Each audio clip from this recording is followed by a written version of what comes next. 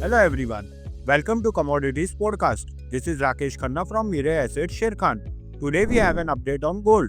The recent trading for MCX Gold has indeed shown a bearish trend closing by minus 2.45% in weekly trading sessions.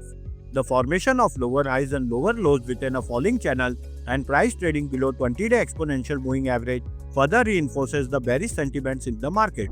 The immediate support is identified at Rs 92,055 level. If the Rs 92,055 level support is broken, the price could decline towards Rs 90,772 level and can extend till Rs 87,544 level in near term. On the upside, key resistance is identified at Rs 94,085 level. The negative crossover in the MACD suggests bearish momentum may persist in near term. Thank you.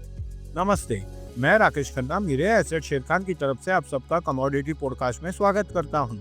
आज जिस commodity की जानकारी देने जा रहा हूं वो है गोल्ड।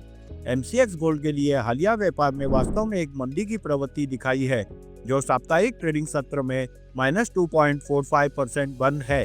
गिरने वाले चैनल के भीतर निचले उच्च और निचले चढ़ाव का गठन और 20 DEMA से नीचे की कीमत व्यापार और बाजार में मंदी की भावनाओं को आगे बढ़ाती है।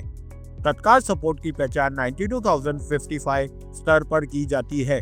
यदि रुपए 92,055 स्तर का सपोर्ट टूट जाता है तो कीमत 90,772 रुपीस की ओर गिर सकती है और निकट अवधि में 87,544 रुपीस तक गिर सकती है।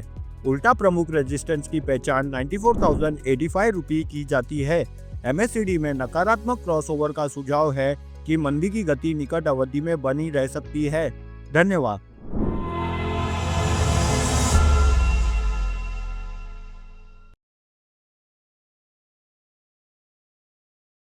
Investment in securities market are subject to market risks.